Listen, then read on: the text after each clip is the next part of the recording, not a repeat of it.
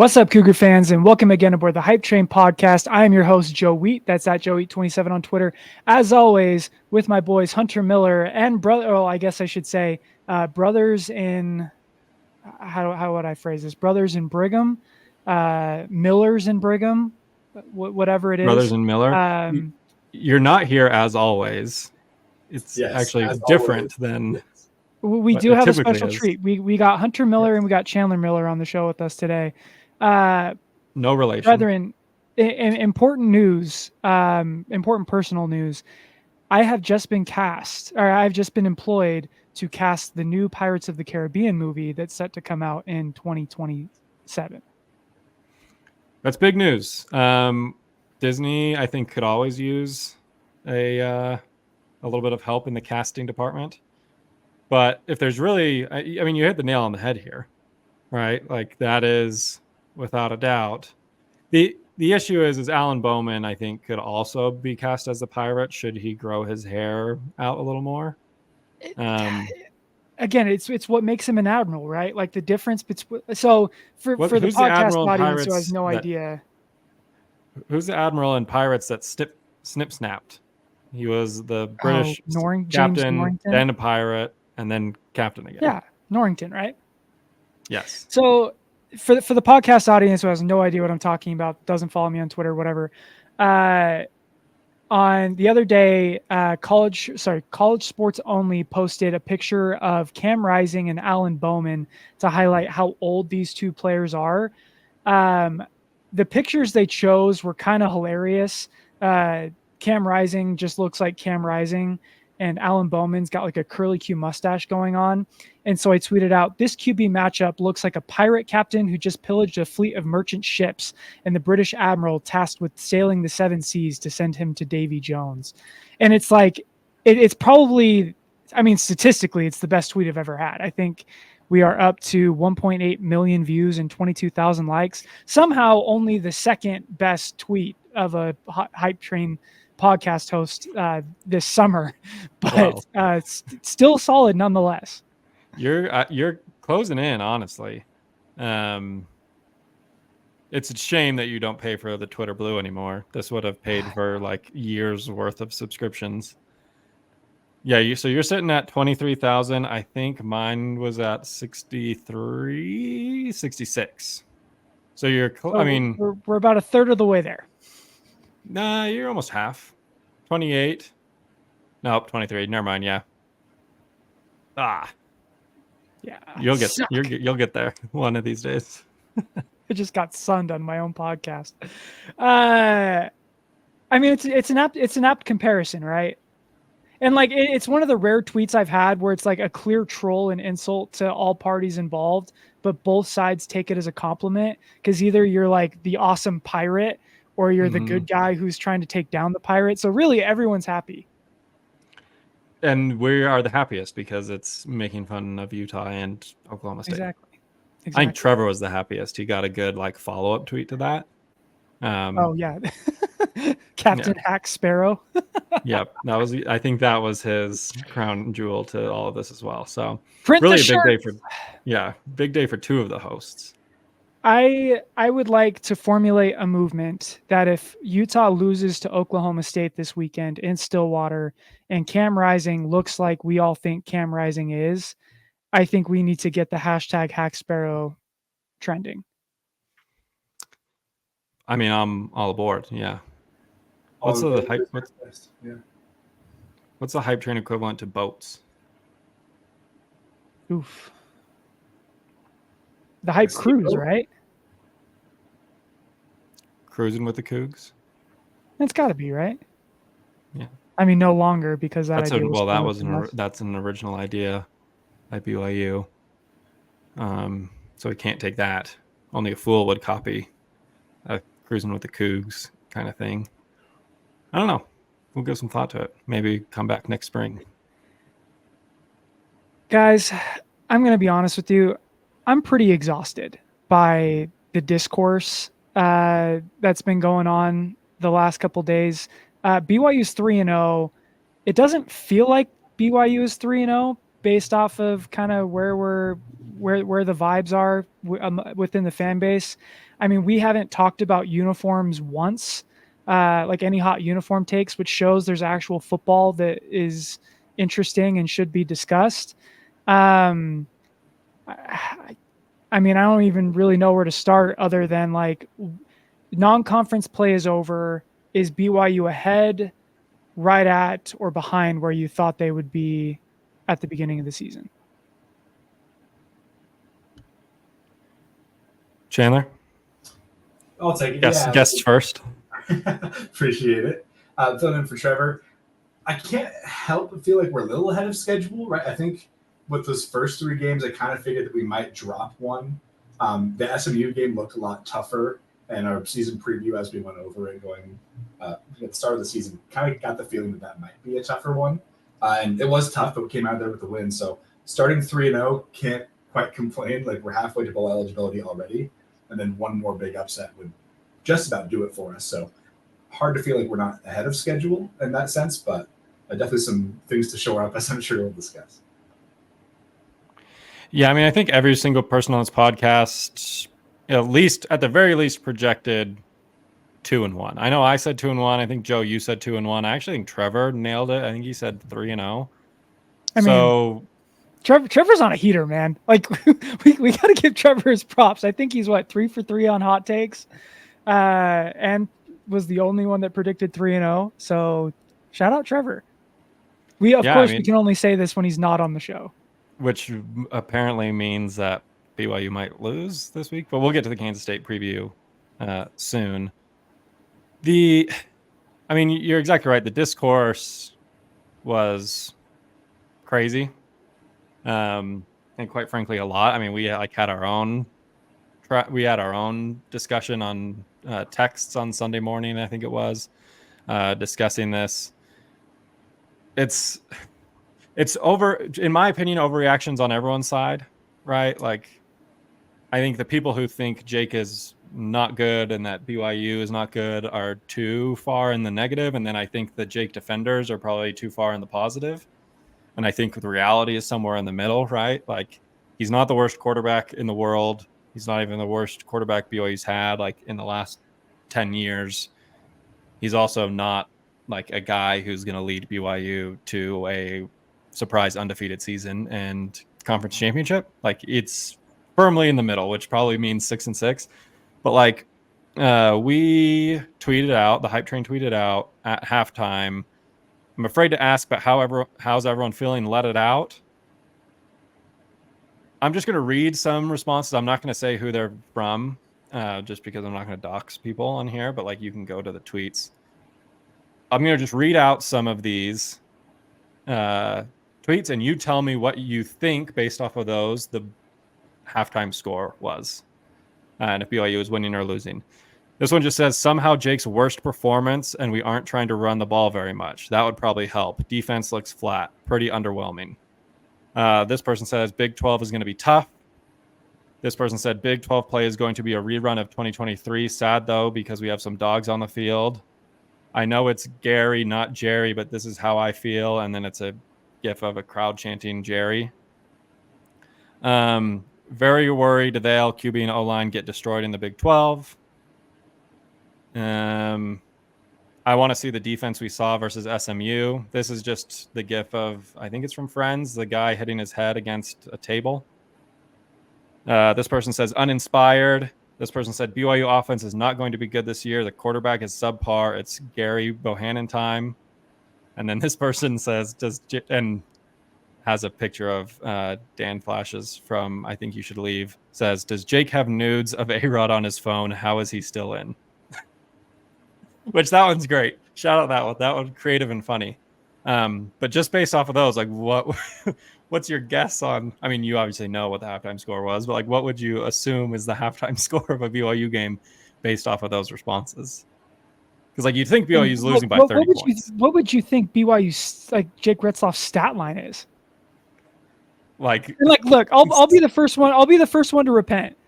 I tweeted out at halftime, and it was probably the dumbest thing I've ever tweeted. I have never been more unimpressed by a 200-yard, 2-touchdown first half in my life as I was by Jake Retzlaff's. like, which is also kind of a compliment to Jake Retzlaff because Yeah. but it's like, and again, like reading those tweets is not to be like, look at these dummies, because like genuinely we all were thinking similar things, right? Like you even tweeted out, like, I've never been more underwhelmed by a first half stat line than I am with this. I know, like, text people are like, what the heck's going on? Like, this is crazy. We get texts sometimes, they're like, hey, what's the deal with Bohannon? And I was texting other people that were like, he thinks we need him to just be average and not to go to a bowl game, and like, this isn't it. So we are also those people that were in the reply. So this is not us trying to be like, look at these dummies. Yeah. We are also those dummies. It's just like a crazy fan, like, time and place in the space of the universe of like, BYU's winning. Jake has 200 yards passing, and I believe he had 2 touchdown passes. He had the 1 interception. BYU's winning 17-7 on the road, and everyone's like, this is a disaster. BYU needed Wyoming needed like 1 big chunk play and then a crazy penalty that gave them a first down to like even get on the board that entire half. And it was like, this defense is flat. Where's that defense from SMU? Jake is garbage. Putting Gary Bohannon after like a 200-yard, 2 touchdown, 1 interception half. Like, Wyoming had under 100 yards of offense in the first half. Like, what? They didn't get a first down till like late in the second quarter. I almost got my hot take. They crossed the 50 once. I predicted they wouldn't cross the 50 at all. So I guess it was a lackluster performance. What do I know? But, and also, can we just appreciate how the broadcast mocked me? I'm watching the game with Chandler, and the ball's on the 49-yard line, and they all just look at me like, it's gonna happen, it's gonna happen, and they cross the 50, and immediately Chandler points it out. I get a text from Trevor. Someone says, "Rip Joe's hot take," and then on the broadcast it says, "This is the first time Wyoming has crossed the 50 in this game." So, shout out to whoever was running CBS Sports for just totally putting me on blast. But regardless, like, why does it feel like this? The stats say BYU is dominating on defense and frankly on offense. Like, BYU had 450 yards of offense. Most of that was through 3 quarters. Like, that is a fantastic offensive showing. Defense was dominant all night long. Why does it feel to so many fans that this team isn't good? Or at the very least, better than we thought? Because, to me, there's a big difference between like box score watching versus watching with your eyes. And again, like, this goes back to the reality is somewhere in between, because I think stats can lie to us and sometimes our eyes can lie to us. Like, we want to see what we want to see. So when we watch the game and we see him hit Keanu Hill for a 5-yard, completion that he then takes 20 yards after the catch, he's wide open and runs it into the end zone, not a defender in sight. Like, okay, that's fine. Like, anyone could make that throw. And then we see him, have that interception in the end zone, and that other near interception when he had 2 guys running wide open. Like, we see those throws and we're like, okay, not good. We see him rolling out to his right and completely miss a wide receiver that's like 10 yards in front of him, right? Like, those are the plays that we see that confirm our take that he's not good. So those are the ones that we hold on to. But like, those plays happen in the game. Like, you could probably, in the first half at least, because he was much better in the second half, there's probably as many like bad plays as there was good plays. So just looking at the box score, you see a Keanu Hill touchdown pass as a touchdown pass and 30 yards, when in reality, it's like, you could have had Connor Pay throw that pass and it would have been the same result, right? So it's somewhere in between. You can't just look at the box score and be like, yeah, 200 yards and 2 touchdowns. And you can't just watch the game and be like, well, he had these 4 bad plays, because there's a mix of good and bad, I think, that happened throughout the entirety of the first half. And it's, the hype train tweeted it out, but to have that back shoulder throw to Chase along the sidelines, which incredible throw by Chase, and then to turn and like almost have the wide receiver screen go the other way. And I know that's not like entirely on Jake. Like, that's the play call. He's expected to throw that pass. Like, the play is built to throw that pass. The wide receiver just made a great play, but it's one of those, he like turns and without looking and like thinking, just thinks like, I have to throw it to this guy. And so he throws it to that guy, not realizing that like the cornerback is already breaking on the ball and sniffed out the play. And the ball comes half a foot away from being a touchdown for Wyoming. So it's like, that's but just, I mean, that Jake pass Retzlaff, was good and completed bad. though. Like, Yeah, it like, was a, this is, but but the this one is pass that fell out of the Wyoming guy's arms was incomplete. Like that doesn't mean it was objectively bad. But in my opinion, like, where do I start? I have been a vigorous Jake advocate online the last week. a real 180. Let me preface this by saying I don't think Jake Retzlaff is elite. I think realistically he is a serviceable power four quarterback. If we look at it statistically, if we look at the eye test, and this, like, again, this is eye test based off of me watching a lot of other college football games over the last 3 weeks. I have watched DJ Uyunglele 3 times this year. I have watched Haynes King from Georgia Tech. I have watched who else have I? What other P4 quarterbacks have I watched this year? DeQuan Finn from Baylor. I have watched Cam Rising and Isaac Wilson. I have, like, there's a million quarterbacks that I have watched. Like, but based on the eye test, if I wasn't a BYU fan, I would think that Jake is one of the most exciting quarterbacks in college football. As a BYU fan, watching him drop back to pass is psychological warfare. Because I am with you. Like, every time he drops back to pass, I'm like, oh no, what's going to happen? But again, like, going back and watching the Wyoming game, like, again, the good plays far outweighed the bad. And in fact, I think the only truly awful play that he had the entire game was that dropped interception. But like the screen pass that almost got picked and taken the other way, it was a completion. It was where the play was designed to go. And he actually fit that into its height. Like, the wide receiver missed the block. That is an automatic take the snap and throw it. Like, there's no decision making there on Jake's part, and he completed it. So it's like I have a hard time thinking like, okay, someone else made a mistake. Jake still made a positive play out of it. It's hard for me to call that a turnover worthy play. Like, maybe you might think I'm doing some mental gymnastics on that, but like that's what my eyes tell me. The interception, the almost interception in the corner where the DB landed about 3 yards out of bounds on that's not getting picked by anyone because of where that ball was placed and the momentum that the defender had to go just to make that play. That's not a pick. Like, PFF didn't call that a turnover worthy play because no one is intercepting that pass because of where the DB had to come to make that play. Because the field was only so wide. So it's like, yes, it was a tight throw. It was a dangerous throw. But at the end of the day, like, I don't consider that to be a turnover worthy play. Even his actual interception, it's not a bad read. I don't think it was a bad throw. Like, I don't like throwing a jump ball to Cody Epps just as a general rule. But like those are the kind of turnovers that like I can live with if you give me the explosives. And in this game, Jake did give us the explosives. And I get like the point of all this is I think like I agree that we shouldn't box score watch. Like, the eye test has to matter. But I also think the eye test, especially on the first watch, can be deceiving because we already have a bias against Jake that he is turnover prone. And so every bad throw that he has becomes 4 bad throws in our eyes. And every good throw is, well, yeah, that was a good throw, but look at these 4 other bad throws that he had. That was actually 1 bad throw. Like, and one more thing, like the other one is throws on the run. Like, the other bad play that I think most people will point to with Jake, where he was rolling out to his right, threw it behind Chase Roberts by about 3 yards on like a 3rd down. That was objectively a bad play. He also hit on 4 to 5 other, 3rd and 4th down throws on the run that were that exact throw deeper down the field that he just threw an absolute dart. So it's like, even then, it's just like we're really fixated on that negative play, which I get and I understand.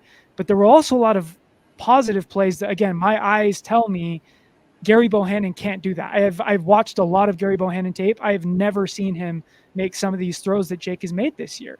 And so for me, that's where I'm like, is Jake elite? No.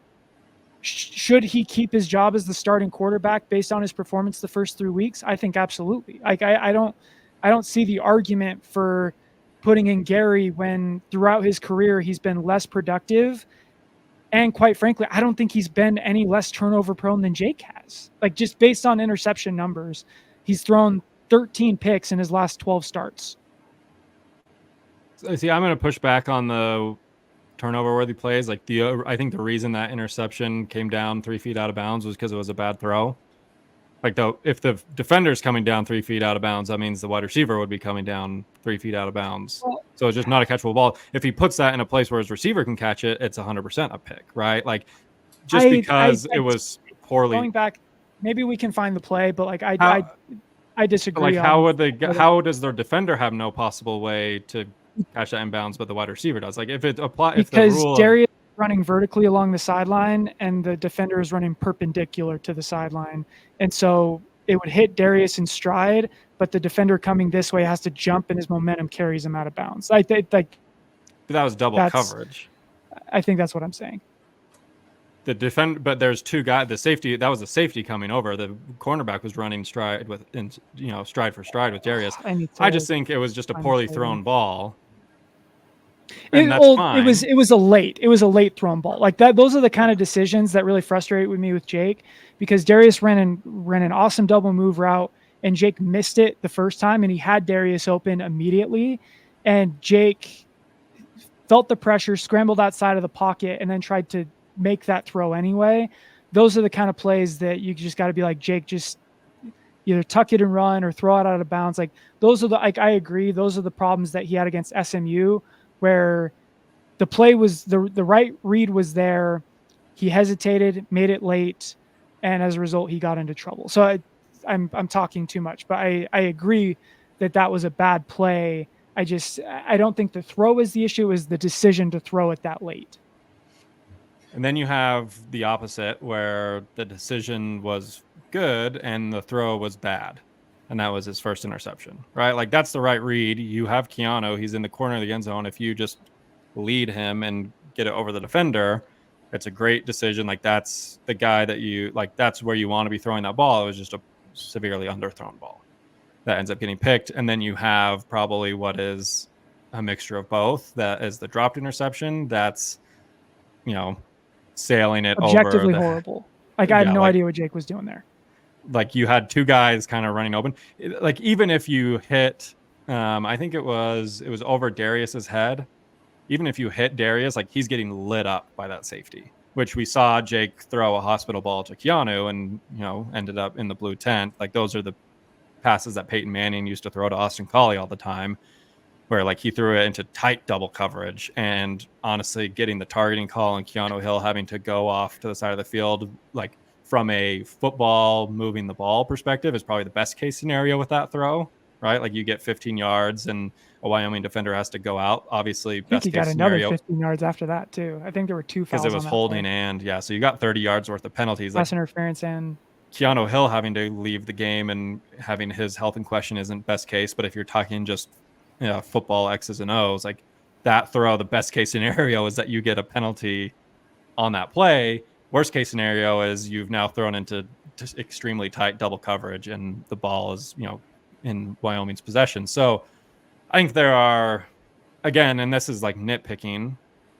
and I think there's middle ground of PFF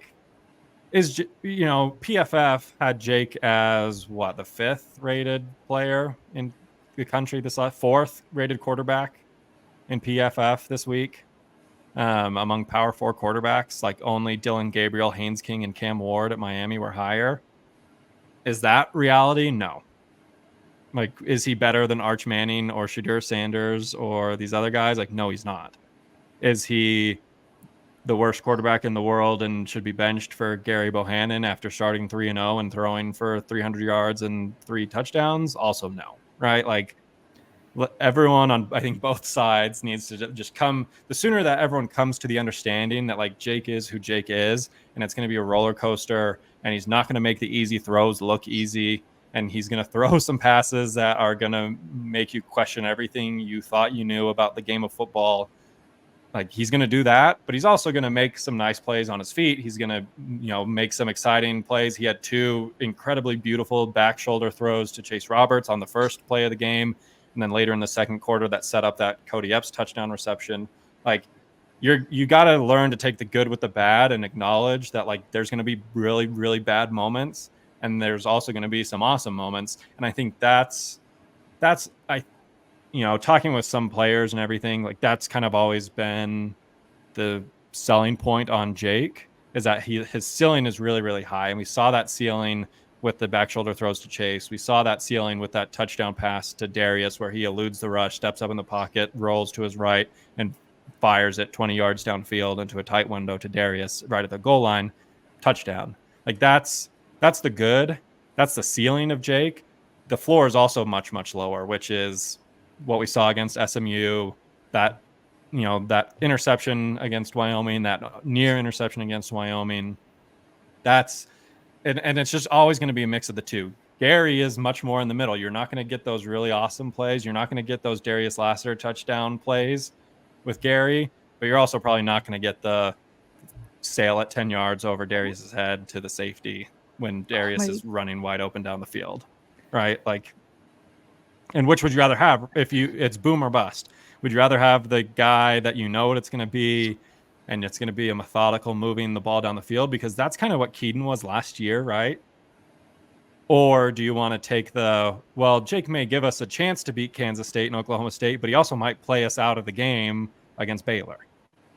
I think 100% that's why you go with Jake. Like, the reason Jake got the nod out of fall camp was because he moved the ball better than Gary. It's the same thing with, like, the Kevin Jennings versus Preston Stone thing with SMU, right? Like, Preston Stone is a really solid quarterback. He just couldn't move the ball against BYU, but Kevin Jennings could.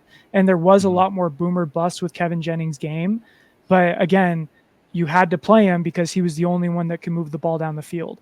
And it's like, I think, like, the struggle that I kind of come to with, like, the Jake and Gary debate is, like, again, reports out of fall camp where Jake he moved the ball more consistently. There were bigger plays. Yes, there might be some more head scratching ones, but, like, Gary Bohannon is kind of check down Charlie. That's just kind of who he's been in his career.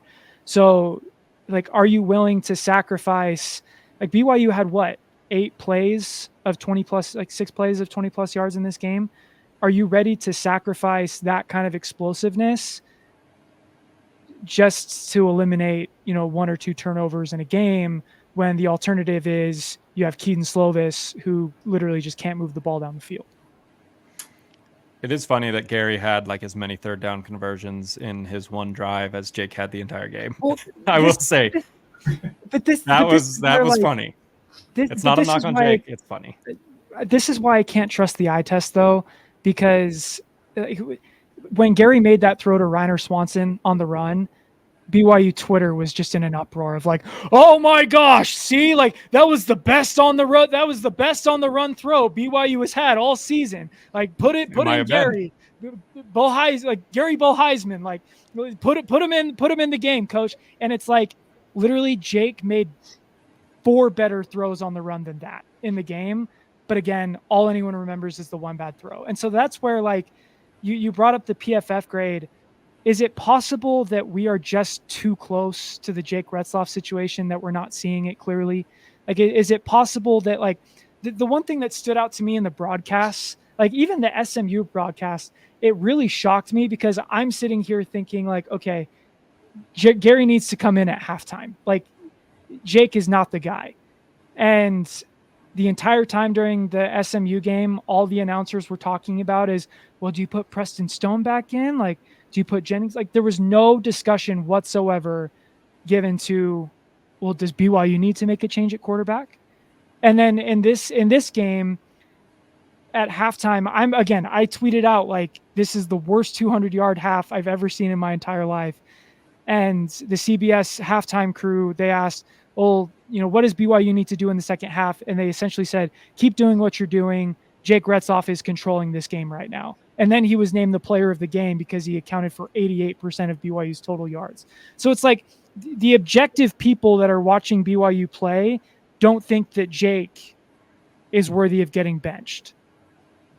Where's the PFF is calling him the best quarterback in the Big 12 last week. So where's the disconnect?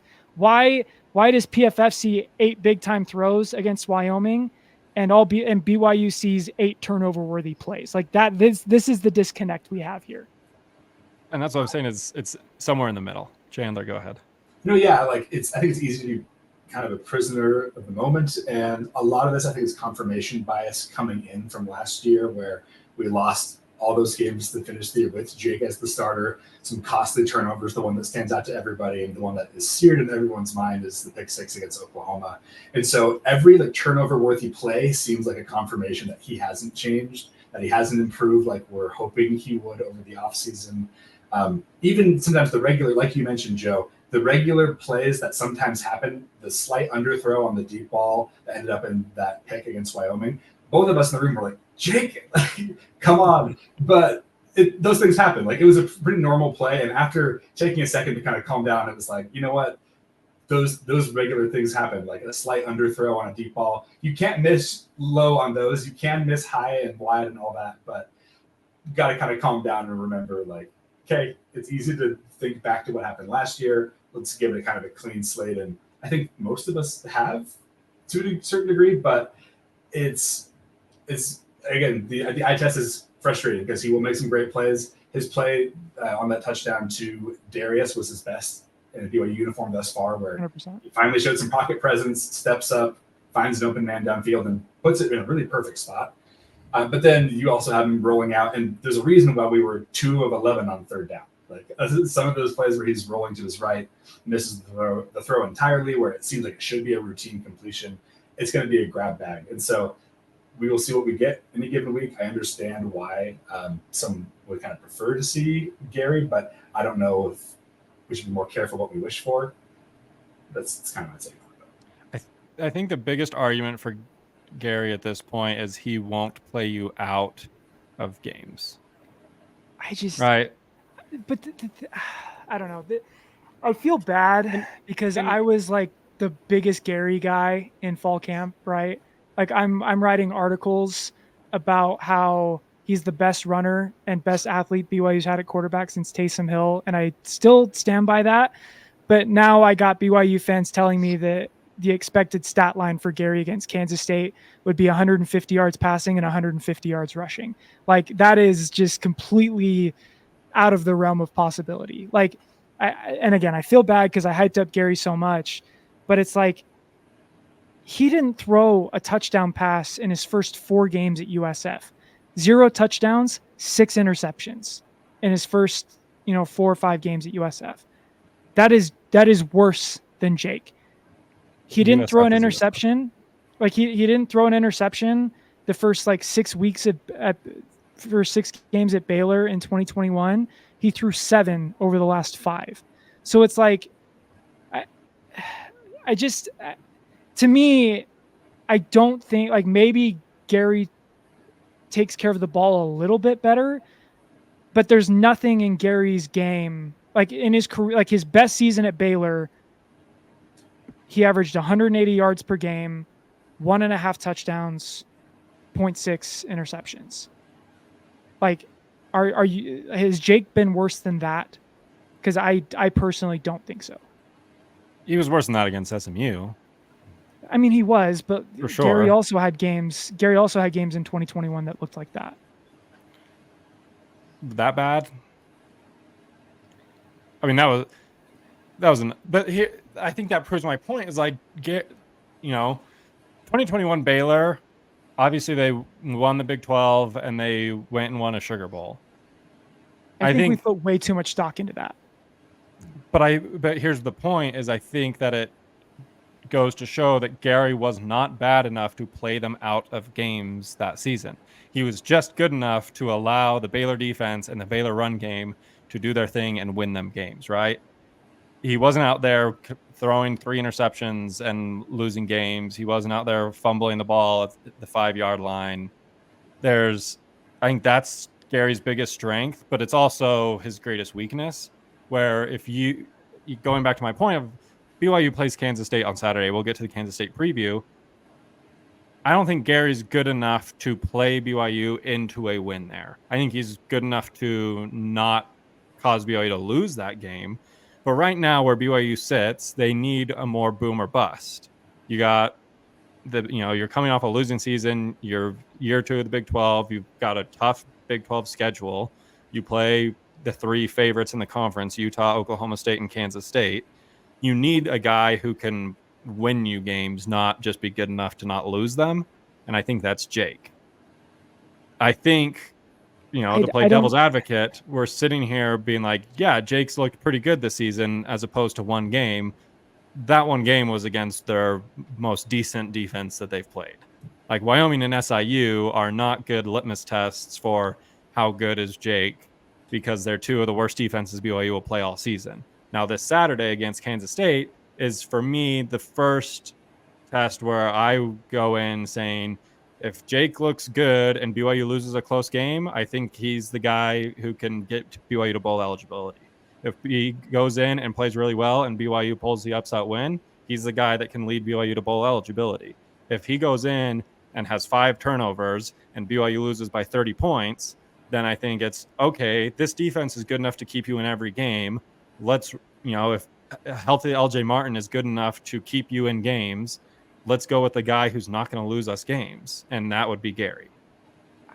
I can't make a decision based off of he looked this way against SIU and Wyoming, or he looked this way against SMU. I got to see him against the competition that BYU is actually going to be facing from this point onward in the season. Again, I totally 100% agree with that. I think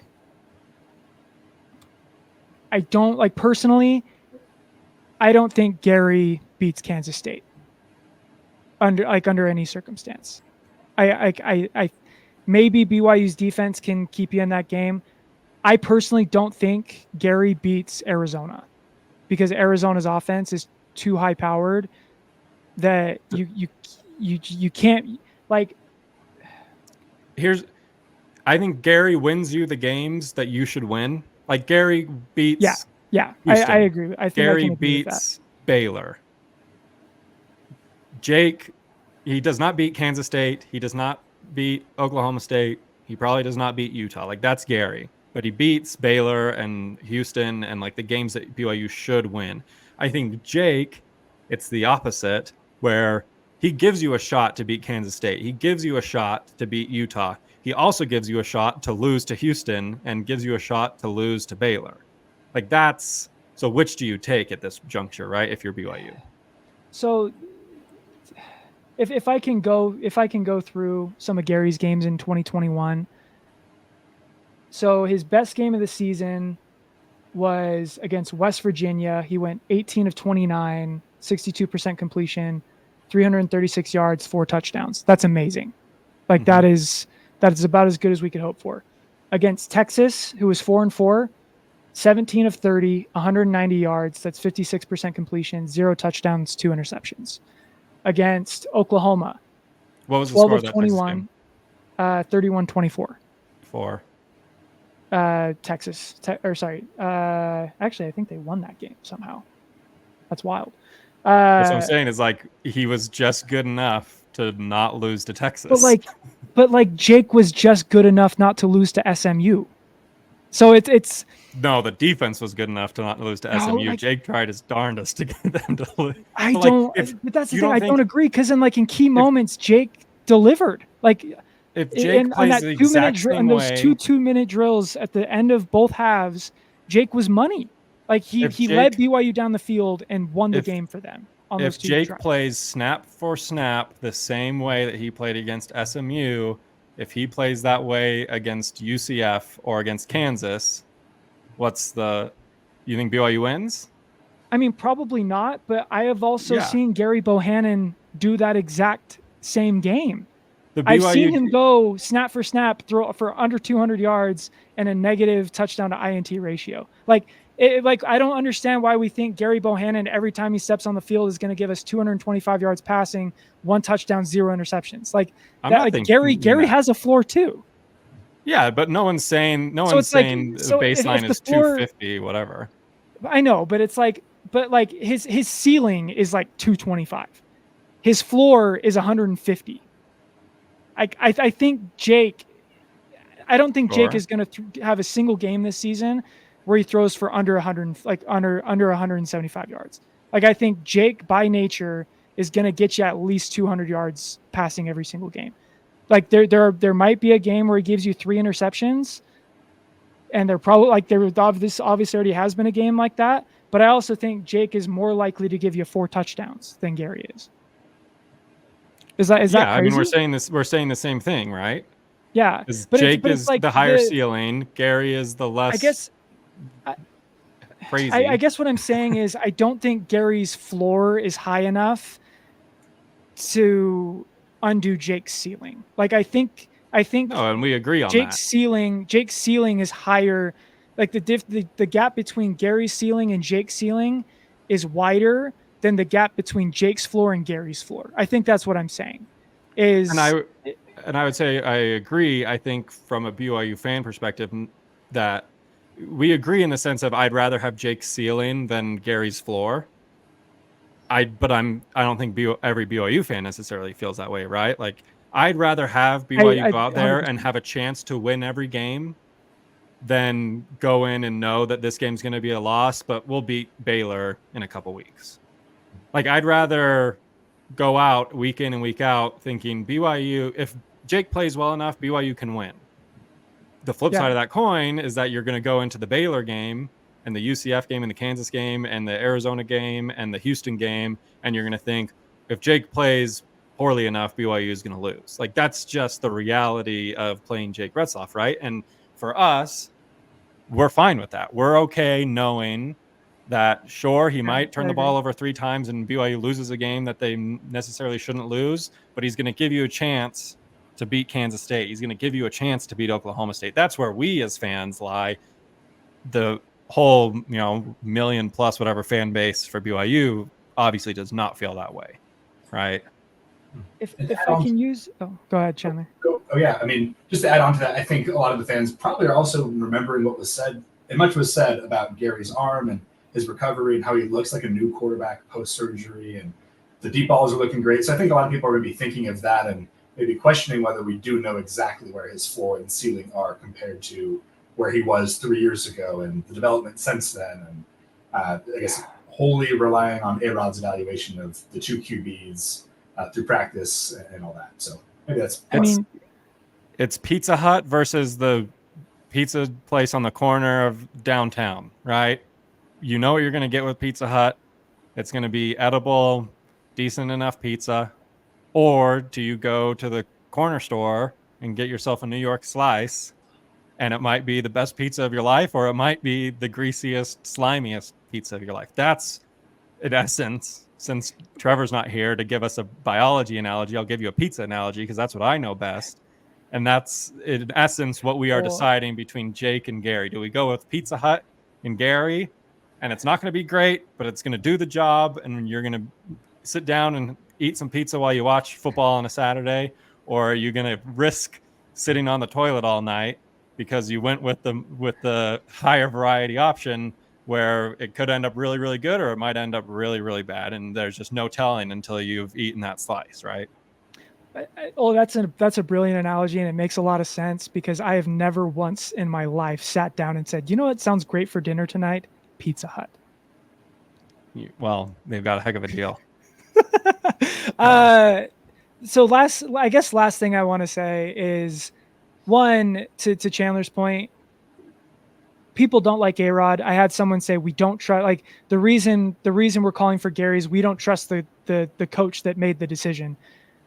I think that's kind of ridiculous because A-Rod has never made the wrong decision in who to start at quarterback for BYU. And he's had some difficult choices. Like he was the one who made the call to put in Zach Wilson over Tanner Mangum. After Zach struggled in 2019 going into 2020, there was a very loud contingent that wanted Baylor Romney to start over Zach Wilson. A-Rod made the decision to start Zach Wilson, and he was the number 2 pick in the draft. In 2021, there was a very loud contingent of BYU fans that wanted Baylor Romney and Jacob Conover to start over Jaron Hall. And there, like throughout that season, Jaron Hall got a lot of hate. And people wanted him benched for Baylor Romney because Baylor Romney could hit the route in stride and get Jaron Hall was underthrowing things. Baylor Romney works in the sales department at Adobe right now, and Jaron Hall is in the NFL. Keaton Slovis last year, people called for Keaton Slovis to be benched. Jake came in. We saw Keaton Slovis was the starter for a reason. Like, A-Rod has never made the wrong decision on who to play at quarterback. So like, this is one place that like I have to trust him. If he says Jake is the better guy for this offense, he's seen more of them, then Jake's probably the guy. And I think it's kind of at the point where it's like it or not, guys, BYU football is married to Jake Retzlaff. A marriage cannot succeed if you're 1 foot in, 1 foot out. And it's like, oh, if they do something wrong this one day, I'm going to be out. Like, no, you're in, you're committed.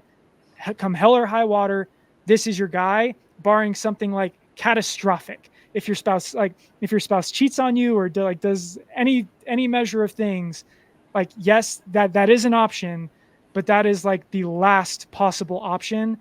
And I think that's where I'm at with the quarterback situation is we just like it or not, Jake's the best we got.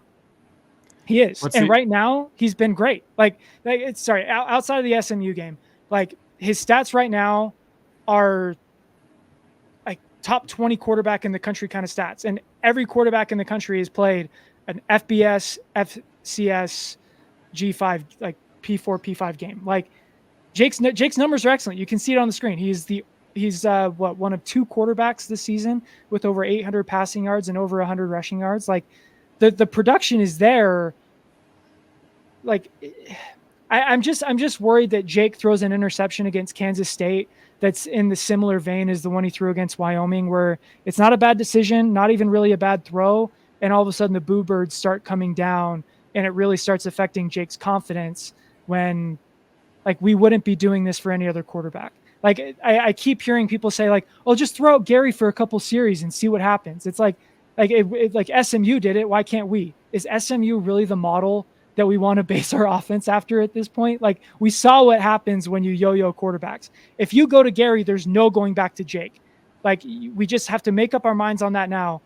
If you make the quarterback switch, you better be willing to live with Gary come hell or high water, because there's no putting Jake back in, because that is what the Jets did with Zach Wilson, and we still hate watch the Jets because of what they did to Zach Wilson. I'll never watch the Jets. What is the adultery equivalent? Could Drake go out against Kansas State? And I mean, he does this.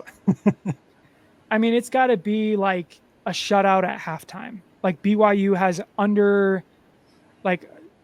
125 yards of offense, and Jake has at least two or three turnovers. Like, it's got to be that bad for me to make the change.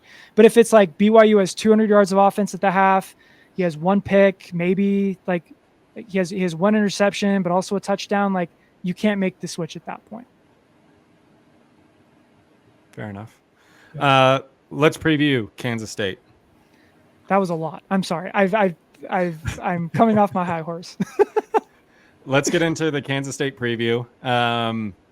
Pretty freaking good. Kansas State is really freaking good. They are pretty freaking good. In our season preview episode, I believe I talked about this as being BYU wins a game every single season that they have no business winning. I think that game is Kansas State. I might be walking that back because Kansas State is really freaking good and has probably been the best looking team in the Big 12 so far this season. You obviously last week, Friday night, I think it was, absolutely dominated Arizona, who was a big, I wouldn't say a favorite within the Big 12, but coming off the season which they had last season, it was a top 20 matchup, 14 Kansas State versus 20 Arizona. Absolute thrashing, 31-7. Kansas State looked really good. A week prior to that, they had a close one on the road to Tulane. That was Avery Johnson's, I think, first road game as a starting quarterback. Probably should have lost that game. They got bailed out on a really bad PI call. Well, it was Avery Johnson's first road start. Yeah. They were down early, came back, ended up winning that game. In the week prior to start the season, they had a 41-6 win over Tennessee Martin, which is an FCS opponent, kind of similar to BYU's SIU win to start the year. How are we feeling? Do we still feel as if this is a game that BYU? I'm not going to say BYU doesn't have a shot to win any game ever, but I'm candidly feeling less confident, I think, about this game than I typically would have felt coming into the year.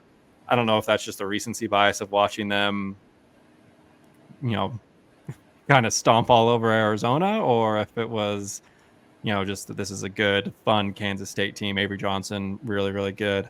But your thoughts? It says something, at least to me, that a lot of the reasons for optimism amongst BYU fans are like, hey, well, this is a September night game in Provo. We're not talking about football, really, and like the players on the field. It's more like, we don't lose these, right? Like, come on, this is our conference home opener. It's going to be electric atmosphere, and sure, that can play into it. But yeah, I think we need to respect just how good this team is. They also kind of seem, if you were to build a team that would likely give BYU fits with a really mobile QB, that's been the one thing that's kind of been gashing us thus far. It's kind of a compliment to the BYU defense because often they're running because nothing is open downfield and they've had problems pushing it downfield. That might not be the case, but yeah, Kansas State is a very good running team. DJ Giddens is averaging like 6.6 yards a carry. He currently has about 3 times as many yards as our leading rusher, who is Jake. There's a lot of things you can harp on here. So winnable, absolutely, because BYU is capable of anything in great and terrible ways. But yeah, definitely feels like this is going to be our toughest home game, and we all kind of agree on that. Kansas State has 2 players that are averaging over 6 yards per carry with 25 or more carries. It's going to be, and to Chandler's point, the reasons I say BYU has a chance to win this game are all off-field related. The vibes of the 96 throwback Cotton Bowl uniforms making an appearance is like my number one reason of like BYU's wearing cool uniforms. Certainly that gives them a chance to win the game. An 8:30 p.m. kick, again, I think 9:30 local for Kansas State. A home September night game. Like Chandler said, BYU doesn't really lose a lot of those, dating back to pre-COVID, right? We all remember the Utah game in 21. We all remember the Arizona State game, and we certainly all remember the Baylor game in 2022. BYU started 5-0 or 5-1 a season ago. Though they don't lose in September, and they certainly don't lose home September night games. But again, that's like not a football reason to why BYU has a chance to win. I think if it does boil down to the X's and O's of why I think BYU would have a shot, it's because of that defense. I think they played a pretty, fans were upset. I wouldn't say upset. They were a little unimpressed by the defensive showing against Wyoming. I predicted a shutout win, 38-0. They ended up scoring a couple of touchdowns. One, albeit, was when the backups were in. And I think they had like 7 freshmen out there. But still, I think BYU ran a pretty vanilla defense against Wyoming. I think they essentially said, your quarterback can't throw. We're going to just run all our basic packages. And if he's good enough to beat us, he's not going to be. And that was exactly what happened. So I think that's the one thing where if BYU can hold Avery Johnson's legs in check, he only had, I think, 150 passing yards against Arizona, but 110 rushing yards. He did have 2 touchdown passes, but he did a majority of his damage kind of on with his legs and on the ground. So if BYU can hold that in check, which counterpoint to that is if there's one Achilles heel to this BYU defense, it's that the quarterbacks have kind of run all over them. But if they can, buckle in Jack Kelly, I think using him as kind of a QB spy, have him tasked with keeping Avery Johnson contained, then I think that's where BYU really gives himself a chance to win. And again, offensively, if Jake can just limit those turnovers, no dumb plays, and maybe do some Jake Retzlaff things that we saw against Wyoming where he's throwing back shoulder balls and escaping pressure and throwing on the run to Darius Lassiter. Maybe a kick return touchdown like we saw from Keelan Marion. I don't know. Like those are the things that would need to go right for BYU in order to win this game. I think if BYU's got to have a chance, it's got to be a low-scoring game, though. Keep it in the 20s. I wrote in my reasons BYU will win every single game article. I did point out that BYU is 14-2 in the month of September over the last 4 seasons. It has won 4 straight against ranked opponents dating back to 2019. So there's the off the field reasons. Like LaVell Edwards Stadium matters, right? Like we say that's an off the field reason. Late night game at LaVell Edwards Stadium. Literally the field. Like that's a pretty significant advantage, and it's shown that it can swing games in BYU's way against ranked opponents that BYU is not favored against. But I also wrote that assuming Jay Hill's defense takes a step forward in year 2, which they have definitely taken a step forward, BYU wins in a rock fight. Like I think that this game is going to have to be a defensive struggle for BYU to win. To kind of harp on your point about Avery Johnson, he is a very unique running threat. He might be one of the most athletic quarterbacks in college football.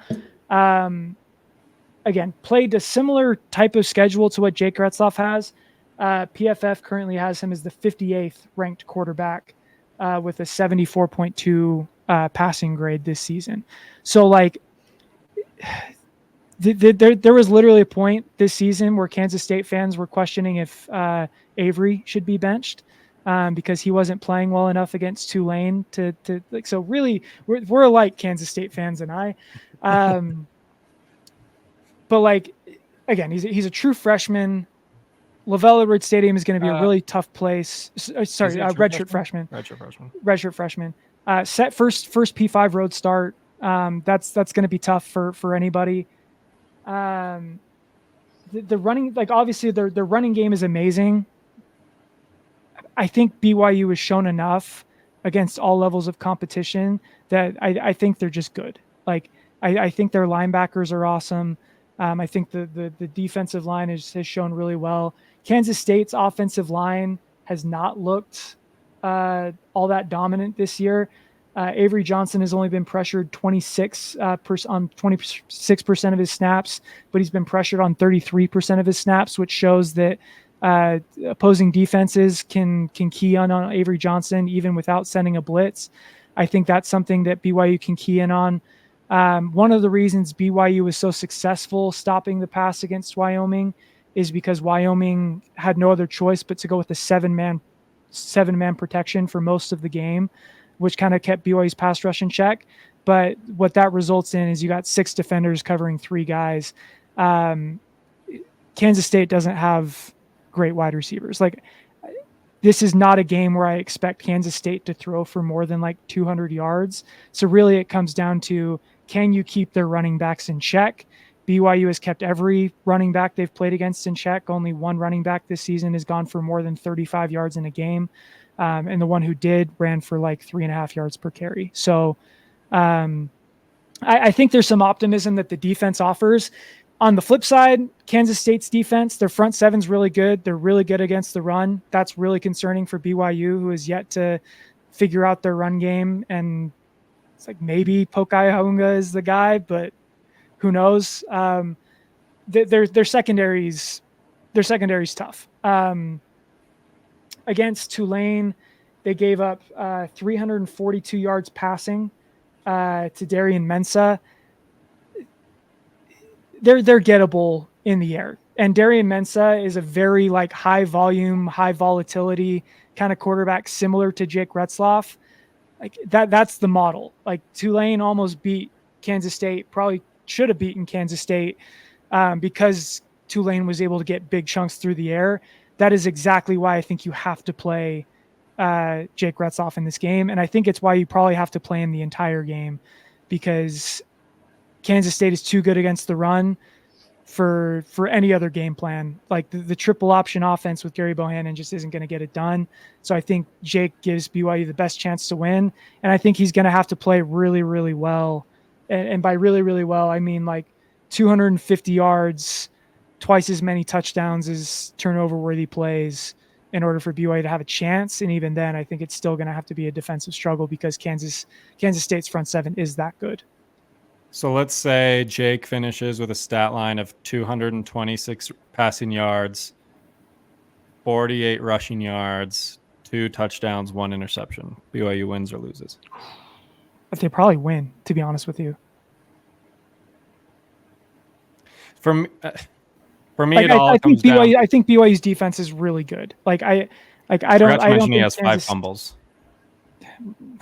He also got helicoptered against Wyoming and held onto that ball. So congratulations, Yeah, Jake. You've redeemed yourself. There. At the risk of sounding like that Michigan fan that made the rounds for saying that Texas is going to lose to Michigan because Texas won't score more than 10 points. I don't think Kansas State is getting above 30 in this game. Is that if BYU is going to have a chance to win, I think that they can't be in the 30s. BYU is not winning a shootout against this Kansas State team? Absolutely no. Not. Like you got to keep them to like 24 or less. I think you got to keep Avery Johnson under like 75 rushing yards.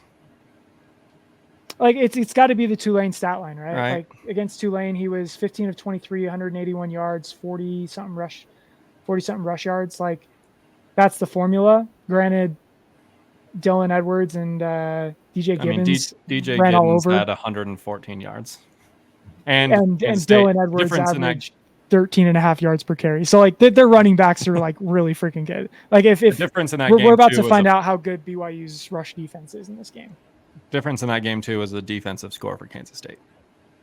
So like the offense did enough to keep them in the game, and then it was the defense that ultimately sealed it. So I mean, you mentioned Avery Johnson, you can get pressure on him without necessarily having to blitz. The question is if you get pressure on him, does he turn and run for chunk yardage plays? Because that's ultimately when SIU had success in week 1, that's their quarterback, right? Kind of ran wild. When Wyoming was moving the ball, it's because their quarterback, Sabodka. I want to say the Frank Sabodka from The Wire, but I know that's not right. But when Wyoming was moving the ball, he was running for first down. Like anytime an offense has been able to move the ball on the BYU defense, it's because the quarterback is able to run. And Avery Johnson's the best running quarterback BYU has faced, obviously, to this point in the season and may face all season long.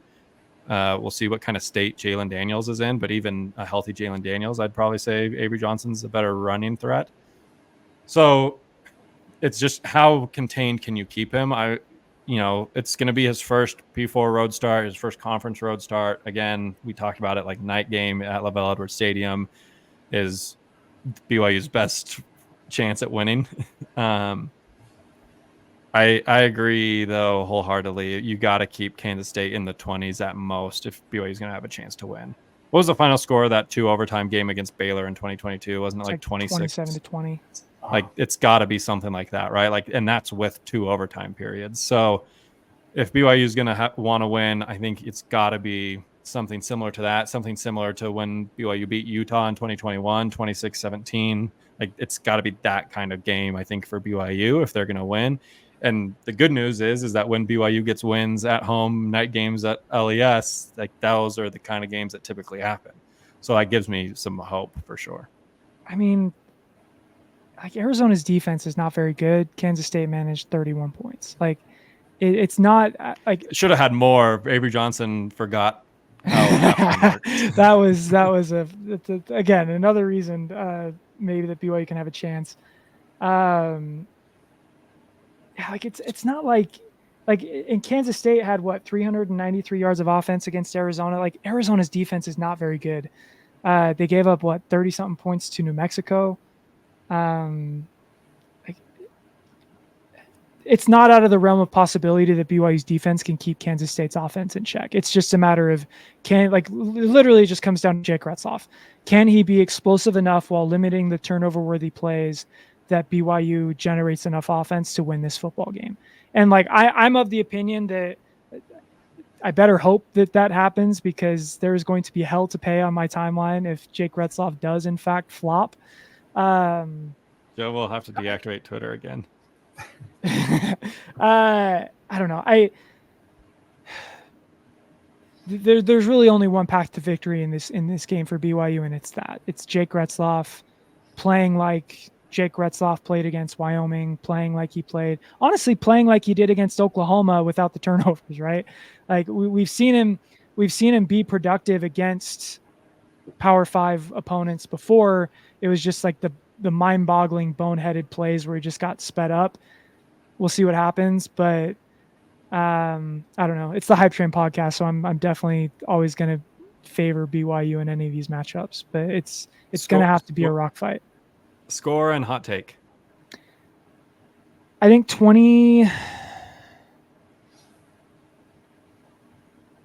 I'm going to go with 24-21. Okay. One way or the other. I'm going to pick BYU because it's what we do here, but in the small asterisks, I'll say or Kansas State. Yeah, 24-20 BYU 20, or maybe Kansas State.